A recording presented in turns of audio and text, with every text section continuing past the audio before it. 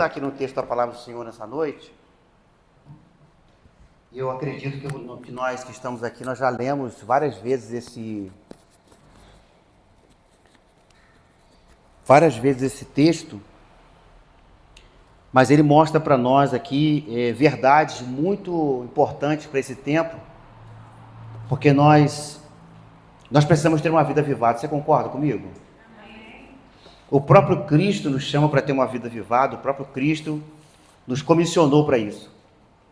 E quando nós lemos esse livro aqui é o chamado livro profético. É um livro que fala sobre o profeta Jonas. E eu sei que nós já lemos, e nós geralmente quando lemos esse livro todo, e esse livro tem 4 capítulos apenas, você, quando está esperando no ponto de ônibus, você consegue ler esse capítulo inteiro, esse livro inteiro. E a gente nem tem muito argumento para dizer que não consegue ler a Bíblia, né? Porque em 10 minutos, 15 minutos, você lê o livro inteiro de Jonas. Mas esse livro traz para nós verdades que nós precisamos entender para o tempo de hoje. A primeira coisa que eu vejo no texto é que Deus está chamando o profeta Jonas porque existe uma urgência. Existe uma urgência. E quando lemos aqui, nós percebemos que as palavras-chave desse livro profético são palavras que significam avivar, restaurar, reanimar ou reviver, né? Então o texto ele é muito claro porque o Jonas está sendo chamado para profetizar a um povo chamado, um povo rebelde, um povo que é Nínive, né? Nínive hoje é o Iraque. Tá bom, pessoal? Então, se você estiver querendo saber onde é que fica Nínive, hoje é o Iraque. E aí o texto é nítido para nós, porque dá a ideia de que o Senhor está fazendo uma pintura, ou realçando uma pintura da ideia de restauração, na ideia de reviver um quadro. Essa é a ideia do texto. Então Jonas é chamado profeta fujão, muitas vezes nós falamos de Jonas como profeta fujão, e o que nós temos aqui no texto, e sempre colocamos isso, quando você lembra de Judas, por exemplo, você lembra de quem? Judas Iscariote, você lembra de traição. Quando você lembra de Tomé, você lembra de dúvida. Quando você lembra de Maria Madalena, você lembra de perdição, né? De pecado. Quando você lembra de Pedro, você lembra de dúvida de novo, você lembra de negação. E quando a gente fala de Jonas, a gente lembra de fuga. A gente sempre lembra quando, você é Jonas, hein? Deus está te chamando, mas você está fugindo. Deus está te chamando, mas você está protelando, você está procrastinando. Por que a gente fala isso? Porque Jonas, de fato, o nome dele significa pomba. O nome de Jonas no hebraico significa pomba. E o Jonas é aquela pessoa que foi chamada para voar, ele foi chamado para levar o evangelho aos ninivitas. Só que Nínive era uma cidade muito terrível, uma cidade que eles esfolavam as pessoas, eles arrancavam a pele das pessoas, eles pegavam e matavam as crianças no ventre das mulheres grávidas. Nínive era uma cidade terrível. Só que Deus chama Jonas para profetizar lá, e o Jonas, ele teme. E a pergunta que fica, você temeria? Eu temeria. Imagina o Senhor falar assim, você vai sair daqui agora e vai pregar o evangelho lá no meio da tribo, lá do pessoal dos canibais. Você teria medo. Todos nós teríamos medo. E quando nós ouvimos falar de Jonas, nós ouvimos falar dele como fujão. E de fato. Mas a ênfase do livro aqui é salvação. A ênfase do livro é restauração. A ênfase do livro é reavivar alguma coisa. E nós já ouvimos duas teses, por exemplo, de que o livro de Jonas não é verdadeiro. Tem gente que diz assim, o livro de Jonas ele não é verdade, ele é apenas alguém que contou uma história.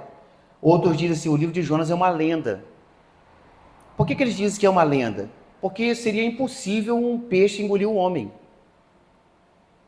Mas como é que a gente prova? Porque a Bíblia, ela prova ela mesma. Como é que eu provo? Se você estiver anotando, vai ser muito interessante você anotar isso. Como eu provo que o livro de Jonas, de verdade, a história de Jonas aconteceu? Como eu provo de verdade que isso aqui não é uma lenda? Porque você já deve ter ouvido alguém falar sobre isso. Alguém diz assim, não, peraí, isso aí foi uma história que contaram para as pessoas poderem entender que a gente não deve fugir da presença de Deus. Mas o texto diz para nós que tudo está acontecendo. Da mesma sorte como o livro de Jó, muita gente diz que é lenda. Só que a própria Bíblia vai provar se é ou não. Quando você abre a Bíblia, primeiro livro dos Reis, capítulo número 14, olha aí na sua Bíblia. Hoje é um estudo bíblico e a gente vai compartilhar aqui, capítulo número 14, versículo 25. A primeira coisa que eu preciso entender é que a palavra de Deus revela o próprio Deus para nós e revela os seus mistérios. Segundo o livro dos Reis, capítulo de número 14, versículo 25.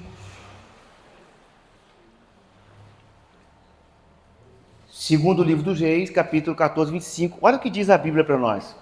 Quem vai ler para a gente, por favor?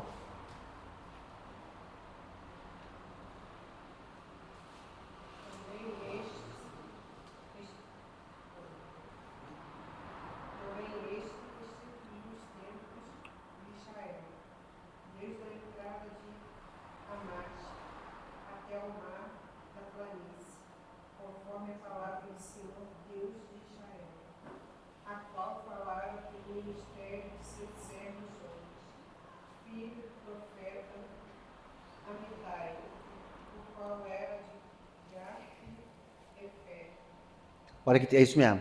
Olha que interessante, irmãos. A Bíblia não deixa margem para lenda. Então, se um dia alguém falar contigo assim, olha, a história de Jonas é uma lenda. Não, está escrito aqui, ó. No reinado de Jeroboão II, eles fizeram um comentário sobre o que estava escrito para os ninivitas. E quem é que estava lá? O profeta Jonas. Qual é a outra parte que eu vejo também que o livro não é uma lenda? Mateus, capítulo de número 12, versículo 38 ao 40. A Bíblia diz que as pessoas disseram assim, Senhor, nos dá um sinal. Nos dá um sinal do que tu és o Filho de Deus. Olha aí, alguns escribas e fariseus responderam dizendo, mestre, nós queremos da tua parte um sinal. Versículo 39, que sinal que vocês querem? Ele falou assim, mas ele respondeu e disse, uma geração má e adúltera pede um sinal. Porém, não se lhe dará um sinal, senão o sinal do profeta Jonas. E qual é o sinal do profeta Jonas? Versículo 40. Pois como Jonas esteve 3 dias e 3 noites no ventre do peixe, assim estará o Filho do Homem 3 dias e 3 noites no coração da terra. Então perceba, o livro de Jonas é verdadeiro. A história de Jonas é verdadeira, porque é citada aqui no livro dos Reis, é citada pelo próprio Cristo em Mateus capítulo 12 e também em Lucas capítulo número 11. Então, só para tirar dúvida do coração de muita gente, porque há muito teólogo que fala, não, mas Jonas não aconteceu isso não, aconteceu porque o próprio Cristo deu testemunho. Mas há algo interessante no texto que mexe com a gente, porque Jonas está profetizando no mesmo tempo que Amós e Oséias estão profetizando, e ele tem uma mensagem. Jonas tem uma mensagem. Qual é a mensagem? Olha, 40 dias e Nínive será subvertida. 40 dias e Deus vai acabar com Nínive, Deus vai destruir tudo. Essa era a mensagem que Jonas ia entregar. Que mensagem que ele ia entregar? Mensagem de que se o povo não se convertesse, o povo ia perecer. Então perceba que nós temos uma mensagem. Nós não somos fujões, nem podemos ser fujões como Jonas. Nós temos uma mensagem. Que mensagem? Dizer para o mundo assim, mundo, você está perdido. Se você não se entregar para Cristo, tu está perdido. Só que muitas vezes nós ficamos como? Nós ficamos como Jonas. Vou falar nada não. No final, o Senhor deve salvar todo mundo. Você sabe qual é a teologia de Jonas? A teologia de Jonas é uma teologia universalista. Porque o universalismo, Thales, ele fala o seguinte, no final Deus vai salvar todo mundo e acabou o problema. Não parece que às vezes acontecer isso? Porque às vezes, já viu, no bandido, por exemplo, lá na favela, lá ele é morto, aí alguém fala assim, não, mas no finalzinho eu falei que eu queria aceitar Jesus, ele aceitou, hein? Porque ninguém quer ficar perdido. Às vezes o marido bebe 30 anos, 40 anos bebendo, e a mulher está falando de Jesus para ele, está falando de Jesus, está falando, o filho está rebelde, está falando de Jesus. Aí no último momento a pessoa fala assim, quer entregar a vida para Jesus? Eu quero sim. Aí a gente fala assim, pô, foi salvo, hein? Tudo bem, eu não quero, a salvação é uma competência do departamento de Deus. Mas a pessoa ficar 40 anos ouvindo Jesus falar, ouvindo que Jesus salva, que liberta, e no finalzinho a pessoa diz que sim, por quê? Na verdade, ela sabe que Jesus é o Senhor, só que ela não quer entregar sua vida para Cristo. Ela quer entregar a morte. No finalzinho, estou acabando mesmo, então eu morro. Mas isso é uma outra questão. Mas perceba que ninguém quer ficar perdido. Agora, eu preciso falar da salvação para todo mundo. E Jonas faz o quê? Jonas diz assim, olha, 40 dias e Nínive será subvertida. Ou seja, o Senhor vai riscar Nínive do mapa. O Senhor vai tirar Nínive da história, não vai ter ninguém aqui para contar caso. Mas acontece algo interessante, porque quando você olha o texto, a Bíblia diz para nós que o Jonas, ele foge, ele vai lá para o porão do navio. E olha só, uma coisa, gente, é triste fugir da presença de Deus. Por que é triste? Porque você só tem prejuízo. Você sabia, quando você foge do chamado de Deus, você só tem prejuízo. O Jonas ouviu o Senhor falar assim, olha, desce para Nínive e vai pregar o evangelho. Ele vai lá e compra uma passagem. Prejuízo financeiro. Porque Deus não mandou ele para lugar nenhum daquele destino ali. E pega um navio e vai para Tarsis. Gastou passagem errada, local errado. Depois que ele vai que ele paga a passagem, a Bíblia diz que ele vai para o fundo do navio. Olha aí, gente. Olha aí, Esther. Ele vai para o fundo do navio. E ele fica dormindo. Depois, ele vai ter aquela grande tempestade e o texto diz para nós que as pessoas falam assim, olha, que ocupação é a tua aqui, Jonas? Está todo mundo clamando ao seu Deus aqui, está todo mundo chamando aqui a presença do Deus aqui para ver se acalma as águas, e tu está dormindo? Que ocupação é a tua? Aí o Jonas fez o quê? Ele falou, rapaz, a culpa é minha. A culpa é minha por quê? Porque o pastor me chamou para poder ir para a escola dominical, mas eu não quis ir. A culpa é minha porque o pastor está falando com a gente, participa de um PG e eu não quis ir, cara, não quis ajudar, eu não estou envolvido, não. A culpa é minha, sabe por quê? Porque Deus me mandou chamar alguém do lado da minha casa para ir para a igreja e esse camarada, eu não falei para ele, a culpa é minha. O que o Jonas está dizendo? Eu renunciei ao chamado que Deus tem para mim. Jonas está dizendo assim, a culpa é minha, porque esse mar está revolto, porque Deus está me punindo. Aí o que eles começam a fazer? De novo, prejuízo financeiro. Eles começam a jogar bagagem na água. Irmãos, coisa triste você andar fora da vontade de Deus. Coisa triste você andar fora da vontade do Todo-Poderoso, porque você só tem prejuízo. Eles começaram a jogar coisa para o lado de fora do barco, imagina, suprimento, comida, roupa, tudo para o lado de fora para ver se acalmava a tempestade, para ver se o barco ficava leve, mas nada. Aí o Jonas faz o quê? Falou assim, me joga no mar, o problema sou eu. Você sabe que mar na Bíblia tipifica mundo. Tipifica mundo. É claro que o texto aqui é o próprio mar, né? Mas imagina, Jonas teve que cair no mundo, Jonas teve que cair no meio das águas para poder experimentar o que Deus queria para a sua vida. Ele falou assim, olha, o problema aqui sou eu. E quantas vezes você já disse para alguém assim, o problema aqui sou eu? Porque geralmente a gente fala assim, o problema aqui é ele. Né? Geralmente a gente fala assim, ó, não, o problema aqui é ela, o problema aqui é o fulano de tal. Mas falar o problema sou eu, gente, tem que saber muito bem o que está falando. O Jonas diz assim, o problema aqui é comigo, me joga no mar. E aí, primeira coisa, Jonas teve prejuízo financeiro, desceu para a polpa do barco. Depois que ele desce para a polpa do barco, ele desce para o fundo do mar. Depois que ele está no fundo do mar, ele vai para dentro do ventre do grande peixe.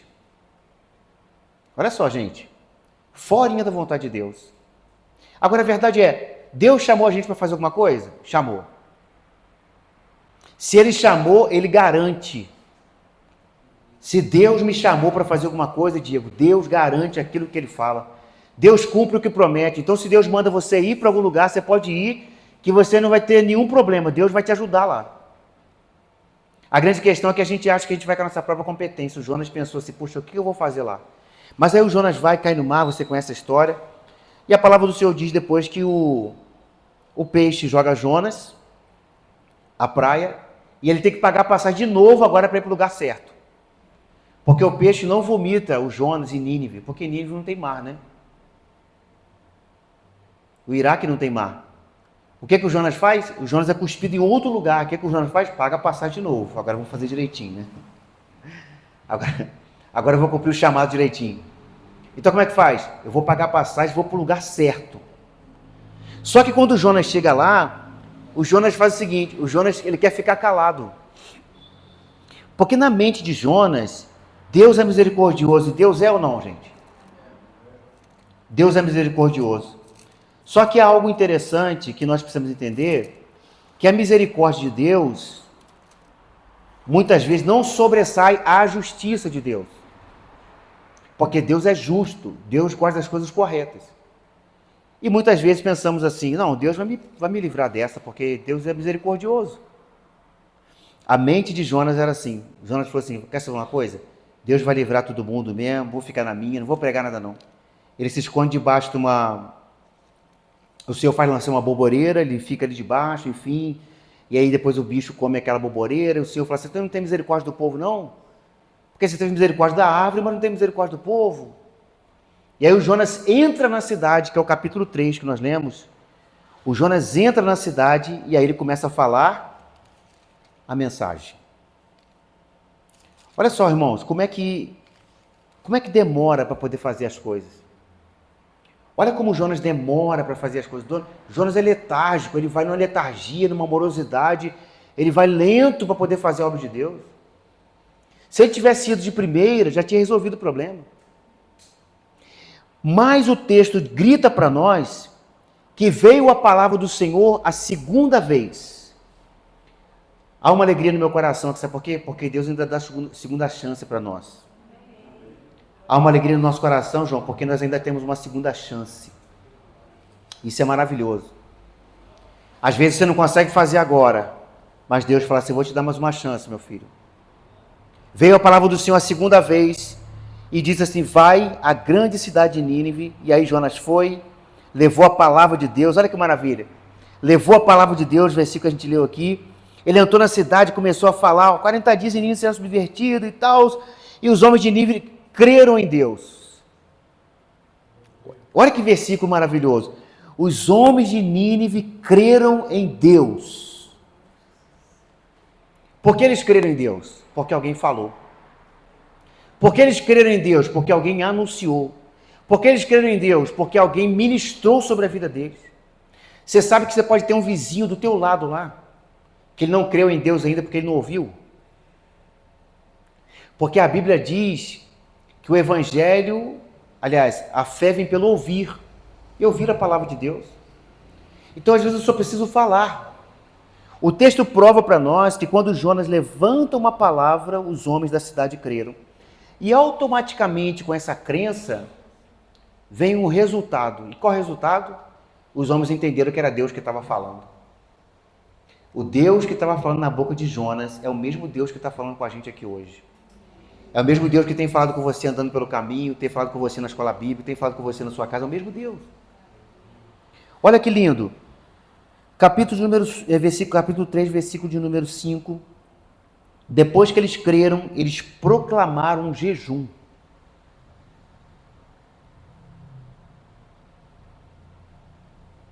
É bom, né?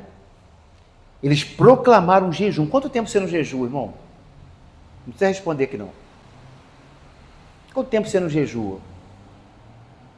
Segunda coisa que eles fizeram, eles se vestiram de saco, desde o maior até o menor. Então você imagina, em vez de eles usarem aquela roupa pomposa de Nínive, eles botaram aquela roupa de saco, tipo aquele saco de batata.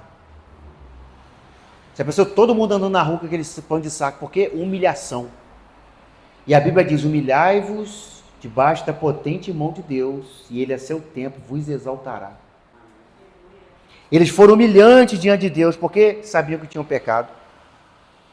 Mas agora há algo interessante, versículo 6, que prova que só aconteceu o jejum e só aconteceu um vestir de pano de saco, porque a palavra chegou ao coração do povo de Nínive.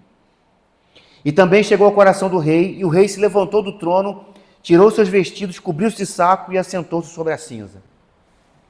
O que Deus está falando com a gente nessa palavra aqui? É que eu preciso ter uma vida avivada. Como eu consigo ter uma vida avivada? Pela palavra de Deus. Quantas vezes nós passamos o tempo, passamos a nossa vida, passamos semanas, meses, E a gente lê a palavra de Deus muito pouco. A gente vê vídeo, a gente lê revista, a gente vê jornal, a gente vê noticiários, mas pouco contato com a Bíblia.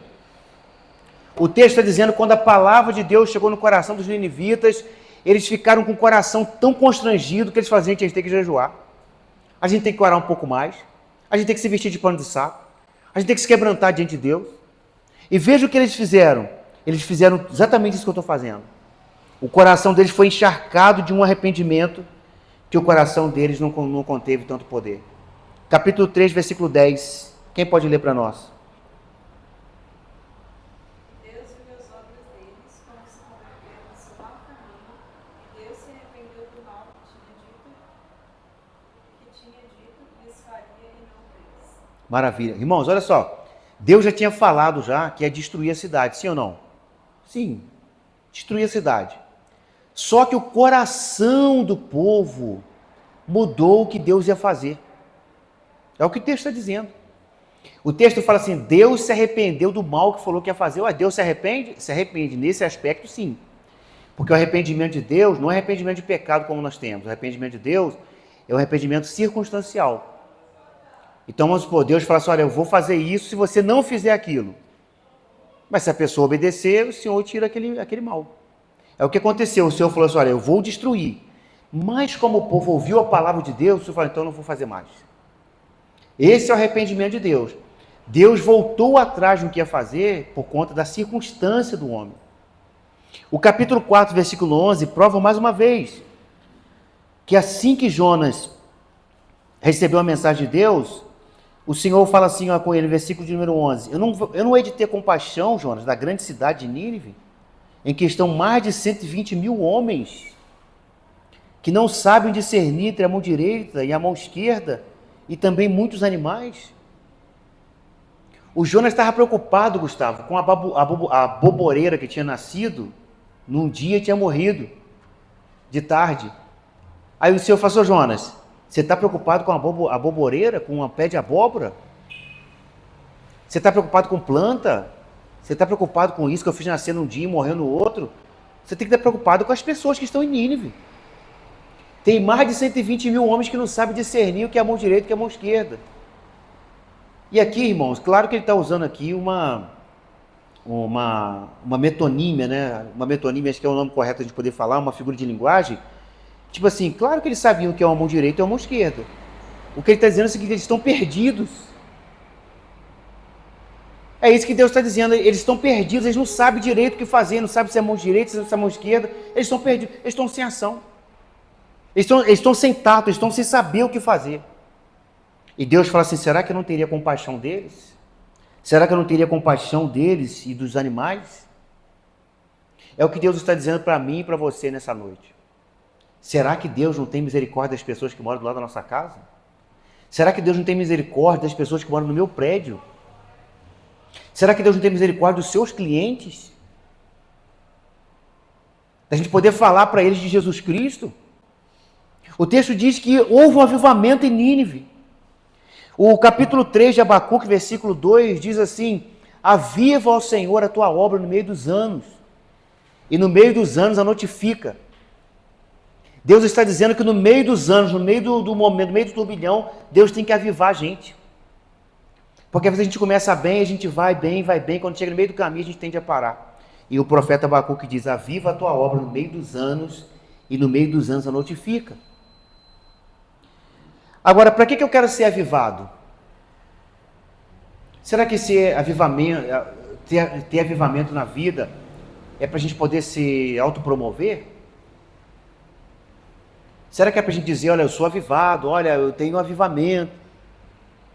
Porque o que dá impressão no texto, no texto de Mateus capítulo 4, versículo 3 e 4, é que Satanás queria convencer Jesus de que Jesus, por ser avivado, por ser de Deus, ele tinha que pular do pináculo do templo, lembra? Ué, se tu é filho de Deus, então pula daí de cima, quero ver. Da mesma sorte, quando a gente é avivado, parece que a gente tem que ficar se autopromovendo, mas não é isso. Eu não preciso me autopromover. Eu tenho que promover o reino de Deus. E como eu promovo o reino de Deus? Falando de salvação para alguém. Falando de Jesus para alguém, falando da salvação de Jesus. Uma vida equilibrada para a gente, na palavra, mostra que a gente está avivado. Vamos ler Josué capítulo 1, versículo 6 ao 8? Josué capítulo 6, versículo 1, capítulo 1, versículo 6 ao 8. Avivamento, irmãos, não é a gente pular, avivamento não é a gente ficar gritando, avivamento é a gente ser cheio do Espírito de Deus. Vamos lá, vamos ler juntos aí? Quem pode ler para nós? São 3 versículos. Deus está falando com Josué algo muito importante. Só que esse avivamento só vem através de uma coisa que alguém vai ler aí. Capítulo 1, versículo 6 ao 8. Seja forte e corajoso, porque você fará este povo herdar a terra sob o juramento prometido aos pais deles. Então somente seja forte e muito corajoso, para que você tenha cuidado de fazer segundo toda a lei que meu servo Moisés me ordenou. Não se desvie dela, nem para a direita, nem para a esquerda, para que seja bem sucedido por onde quer que você andar. Não cesse de falar desse livro da lei. Oh, glória a Deus. Medite nele de dia e de noite, para que você tenha cuidado de fazer segundo tudo que nele está escrito.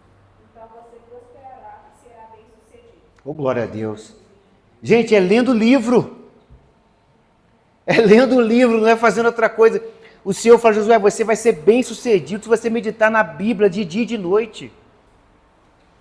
De dia e de noite, irmão. Gente, quanto tempo você gasta para ler um capítulo? 5 minutos, dependendo do capítulo. E você lê e ainda faz ainda alguns apontamentos ali, algumas referências. Só que tem que gerar dentro da gente uma fome, um desejo de a gente ler a Bíblia.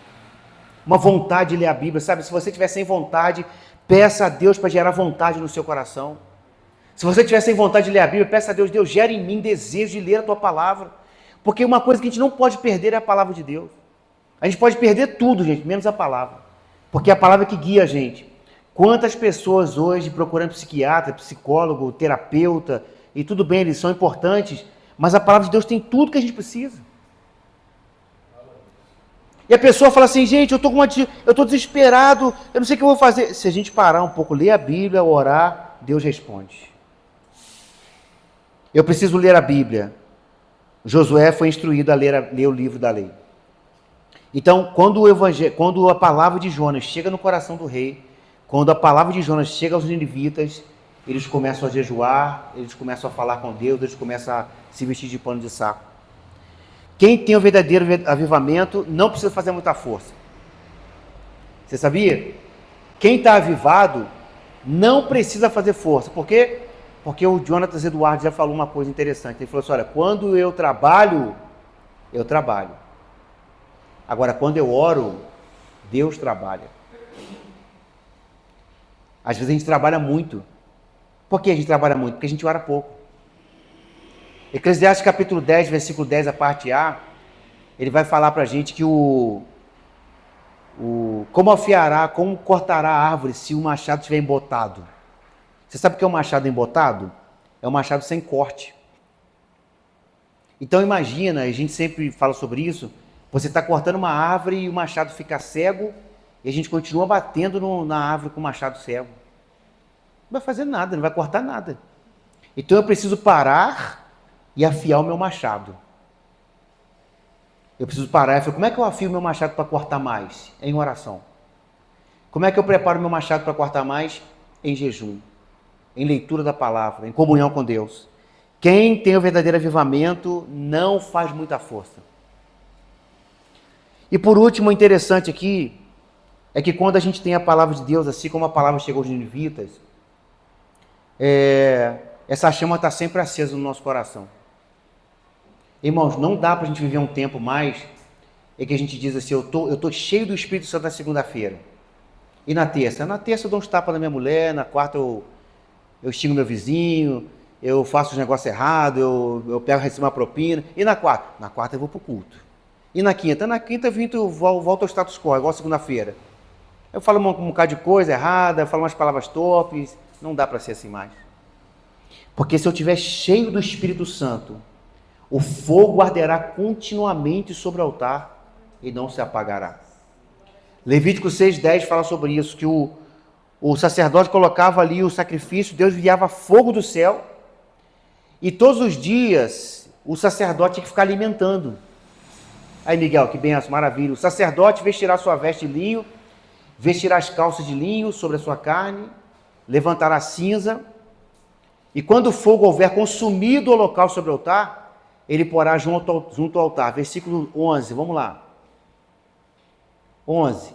Depois vai tirar suas vestes, vai vestir outras vestes, vai levar a cinza para fora do arraial, para um lugar limpo. O fogo que está sobre o altar arderá nele e não se apagará. Isso aqui, gente, é interessante. O sacerdote, ele ia acender lenha. Toda manhã o sacerdote ia colocar lenha. Olha, o sacerdote acenderá lenha nele cada manhã e sobre ele porá a ordem, o holocausto, e sobre ele queimará a gordura das ofertas. O sacerdote não bota fogo. Quem bota fogo é Deus. Nossa, isso aqui é muito forte, gente. Você sabia?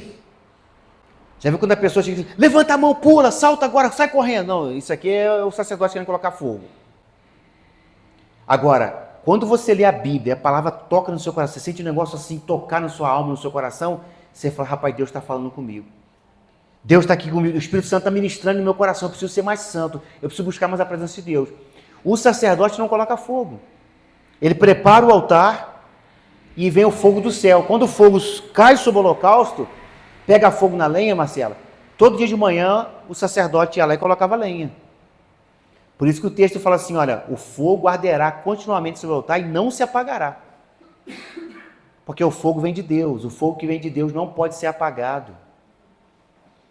Paulo escreve aos Tessalonicenses e diz assim, não extingais o Espírito. Então como é que faz? Bom, de manhã cedo ainda tem brasa. Então se tem brasa, eu levo a lenha. Aí eu coloco a minha lenha sobre o altar. Como? Levanto de madrugada para orar. Hoje de manhã ainda tem brasa, o que eu faço? Eu vou colocar um jejum hoje, assim, até meio-dia. Hoje de manhã ainda tem brasa, como é que eu faço? Eu vou fazer a leitura da tua palavra. Você está entendendo? Então, gente, mais do que a gente ser religioso, porque ser religioso também é bom, mais do que ser religioso é ser fervoroso no espírito. Como é que faz isso com a palavra?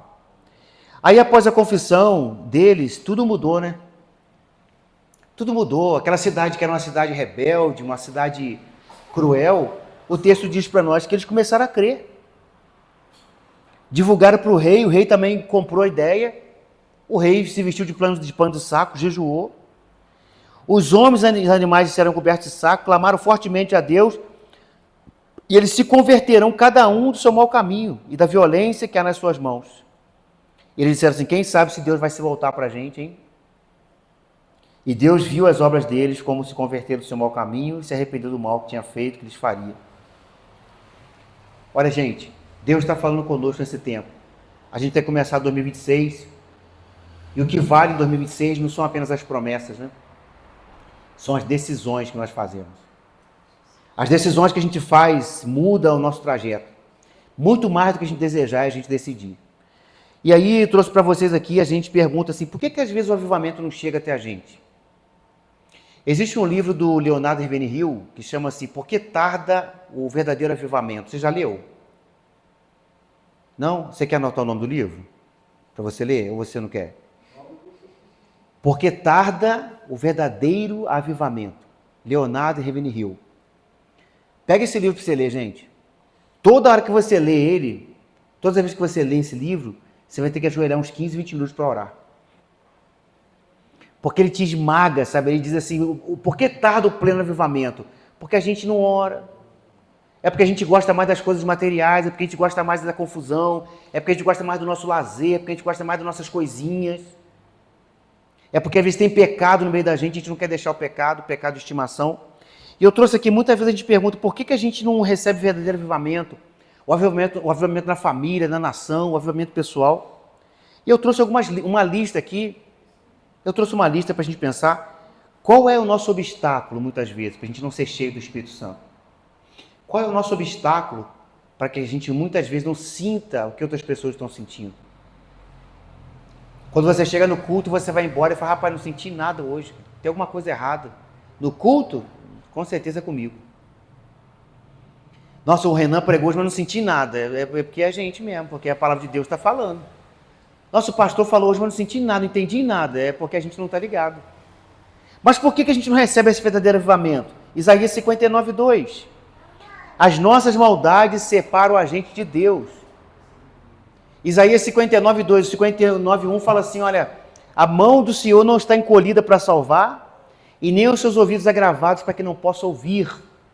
Mas as vossas iniquidades fazem separação entre vocês e Deus.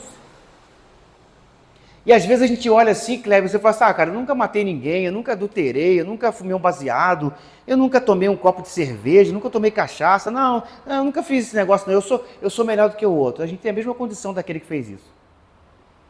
Porque está todo mundo no mesmo barco. Uma mentirinha que a gente fala assim, ó, tem o mesmo peso de um assassinato na condenação de Deus. Claro que as consequências são diferentes, mas no peso diante de Deus é a mesma coisa. As nossas iniquidades nos separam de Deus. O que é iniquidade? É irreverência. Porque a Bíblia diz que o iníquo é o homem da maldade, ele não é reverente. Então o que é iniquidade? É tudo aquilo que não reverencia a Deus. A gente chega em casa muitas vezes, a gente coloca essa Bíblia do lado assim, ó. Ai, que maravilha, fui no culto hoje. A gente vai no culto, eu já fui no culto hoje, tá bom, que maravilha. E se Deus te pedir um pouquinho mais, você fala, não, Deus, aí é demais, né?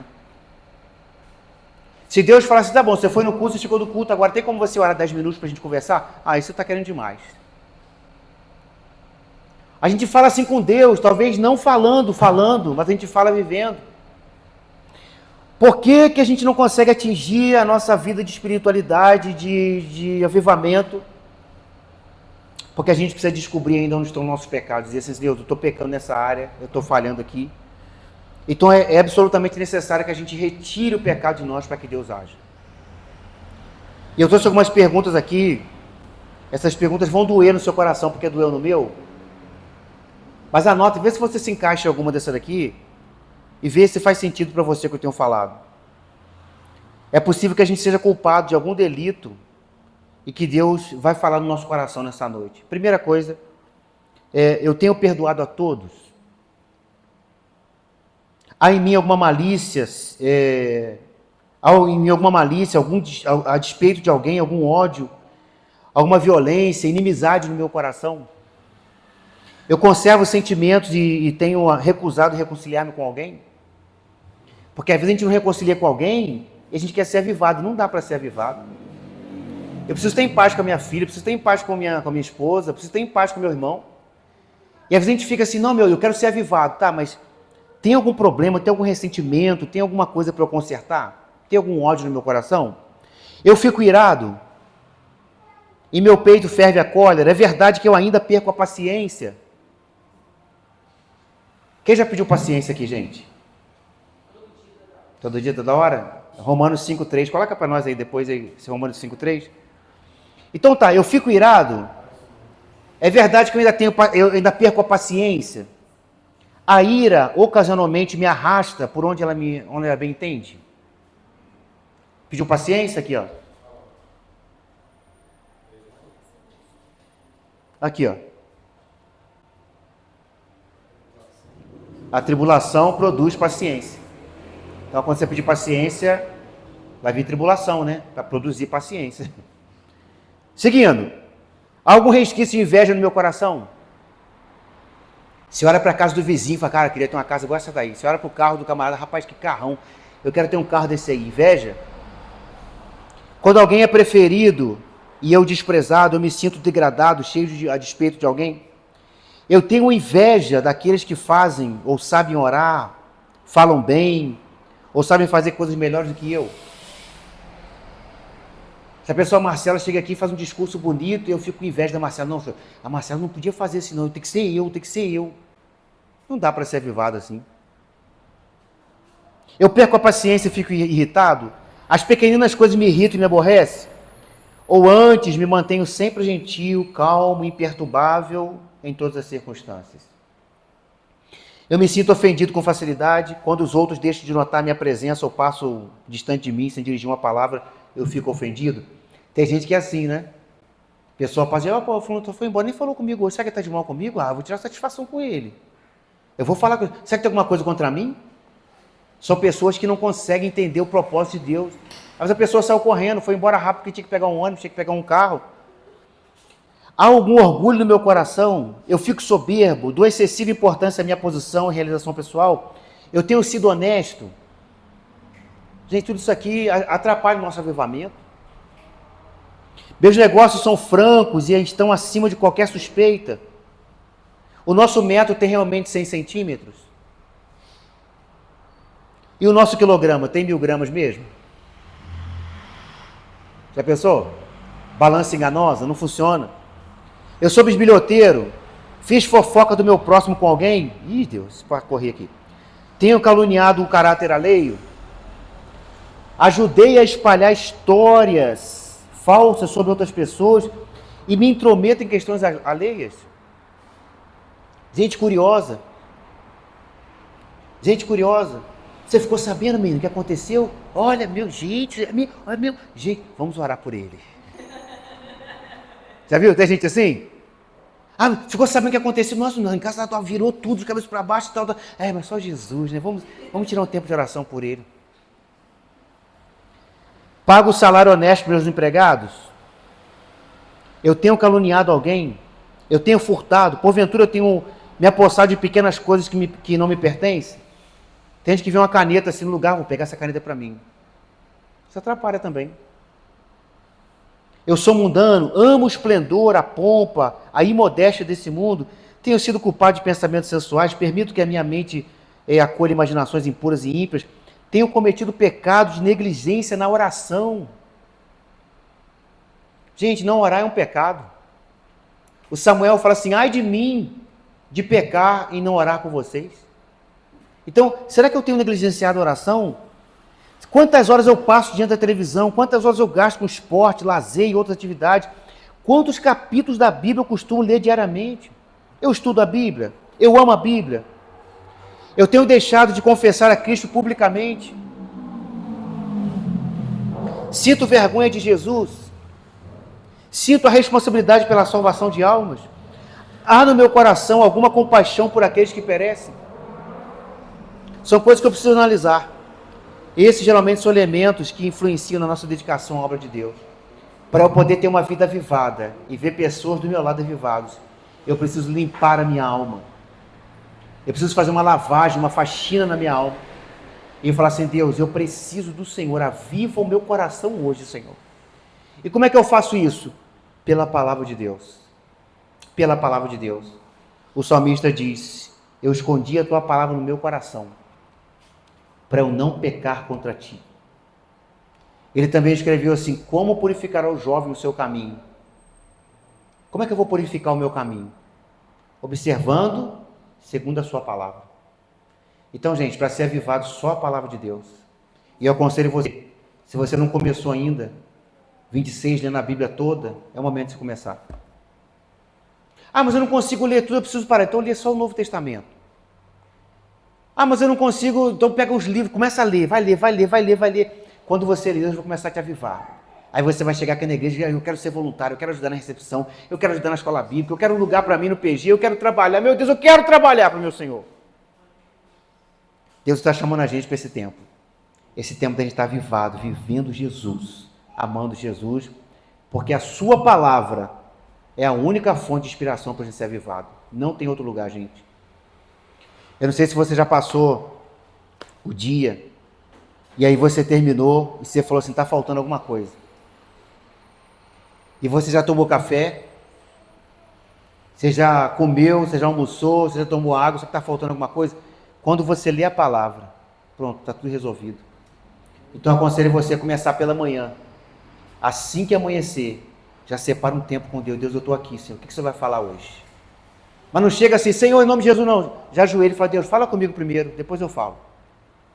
Porque a gente tem costume de falar com Deus. Quando Deus começa a falar com a gente levanta e vai embora. Deus quer falar com a gente, principalmente através da sua palavra. Receba essa palavra que o nosso coração não seja o coração de Jonas, que fugiu, mas seja o coração de Jonas, que ouviu pela segunda vez.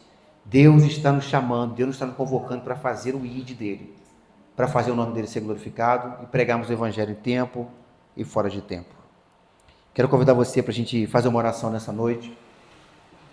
E se em determinado momento do teu coração, fique de pé se você pode, se em determinado momento do teu coração se sente mexido com essa palavra, porque mexe com o meu coração, eu quero pedir a você que faça uma oração com Deus, fale com Deus aí a sinceridade da tua alma, porque só Ele pode transformar isso, só Ele pode mudar isso. E eu quero fazer uma oração, essa oração é minha, essa oração é para o meu coração, eu sei que você também tem uma oração aí, mas eu queria convidar você a levantar sua voz e falar com Deus, o que você entende dessa palavra, o que você consegue entender do que Deus falou contigo nessa noite. Pai, nós estamos aqui mais uma vez, e nós te agradecemos porque o Senhor tem as palavras de vida eterna. O Senhor mesmo disse, as minhas palavras são espírito e vida. Então nesse momento, Deus, nós queremos colocar em tuas mãos todo o nosso ministério, toda a nossa vida, todo o nosso sentimento, todas as nossas vontades. Nós queremos abrir o nosso coração, abrir espaço para o Senhor agir. Pois quantas vezes, Deus, nós ficamos na intermitência, nós queremos um pouco da tua presença e queremos um pouco do mundo. Quantas vezes queremos um pouco da oração, mas queremos um pouco, Senhor, das séries. Nós queremos maratonar, nós queremos viver tempos, ó Pai, de lazer. Isso não é ruim, mas isso em excesso desvirtua o propósito do Senhor para nós. Por isso nós clamamos a Ti nesse momento, Senhor.